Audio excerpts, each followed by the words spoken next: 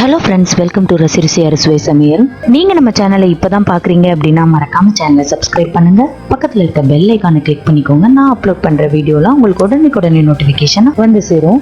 இன்னைக்கான உங்களுடைய motivational line என்னன்னா, அடுத்தவரோடு ஒப்பிட்டு உன்னை நீயே தாழ்த்தி கொள்ளாதே, உலகத்தில் பெஸ்ட் உனக்கு நீயே.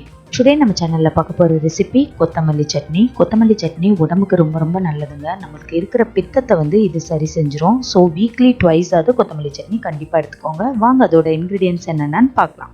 1/4 கிலோ கொத்தமல்லி வாஷ் பண்ணி கட் பண்ணி எடுத்திருக்கேன். காம்பை கீழே போட்டுறாதீங்க, அது உடம்புக்கு ரொம்ப நல்லது. 2 மீடியம் சைஸ் வெங்காயம், 2 மீடியம் சைஸ் தக்காளி, நல்ல ஒரு கை நிறைய கருவேப்பிலை, தேவைக்கேற்ப உப்பு, 2 டீஸ்பூன் உளுந்தம்பருப்பு, 2 டீஸ்பூன் கடலைப்பருப்பு, ஒரு சின்ன நெல்லிக்காய் சைஸ் புளி எடுத்திருக்கேன், 10 பல் பூண்டு, 3 பச்சை மிளகாய். அவங்கவுங்க காரத்துக்கு ஏற்ப பச்சை மிளகாய் ஆட் பண்ணிக்கோங்க. கேஸ் ஆன் பண்ணி கடாயை அடுப்பில் வச்சிடலாம். சட்னிக்கு தேவையான அளவு எண்ணெய் நல்லா சூடானதும் லோ ஃப்ளேமில் வச்சுட்டு உளுந்தம்பருப்பு, கடலைப்பருப்பு, பூண்டுப்பல், புளி, அது கூடவே வெங்காயம் இதெல்லாமே சேர்த்து கலந்து விட்டுருங்க. 3 பச்சை மிளகாயும் ஆட் பண்ணிக்கலாம். இப்போது வெங்காயம் ஓரளவு நல்லா வதங்கட்டும். வெங்காயம் ஓரளவு வதங்கினோன்னையும் எடுத்து வச்சிருந்த கருவேப்பிலையை ஆட் பண்ணிக்கலாம். இது கூடவே தக்காளி. இப்போ எல்லாத்தையும் சேர்த்து நல்லா மிக்ஸ் பண்ணி விடுங்க.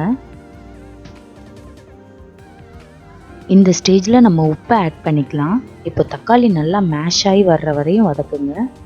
இப்போ தக்காளி நல்லா மேஷ் ஆனதும் நம்ம கட் பண்ணி வச்சுருந்த கொத்தமல்லி இலையை சேர்த்துக்கலாம்.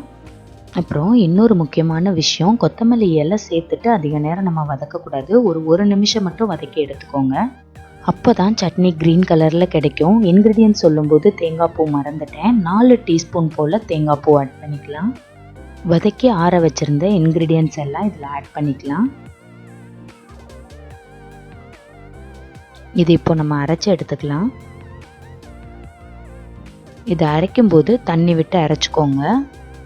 இந்த க்ரீன் சட்னி நல்லா வலுவலுன்னு அரைச்சி எடுத்துக்கோங்க. அப்படின்னா தான் இதோட டேஸ்ட்டு ஃபுல்லாகவே கிடைக்கும். நம்மளோட கொத்தமல்லி சட்னி சூப்பராக ரெடி ஆயிடுச்சு. இதை இப்போது பவுலுக்கு மாற்றிடலாம். கடைசியாக இதுக்கு ஒரு தாளிப்பு கொடுத்துடலாம். கேஸ் ஆன் பண்ணி தாளிப்பு கரண்டி அடுப்பில் வச்சுட்டு 2 டீஸ்பூன் போல் எண்ணெய் விட்டுக்கிறேன். எண்ணெய் நல்லா சூடானதும் கடுகுளுந்தம்பருப்பு 1/2 டீஸ்பூன் சேர்த்துக்கோங்க. கூடவே ஒரு வரமிளகா கிள்ளி சேர்த்துக்கிறேன். கொஞ்சமாக கருவேப்பிலை. கேஸை ஆஃப் பண்ணிட்டு கொஞ்சமாக பெருங்காயத்தூள் சேர்த்துக்கோங்க.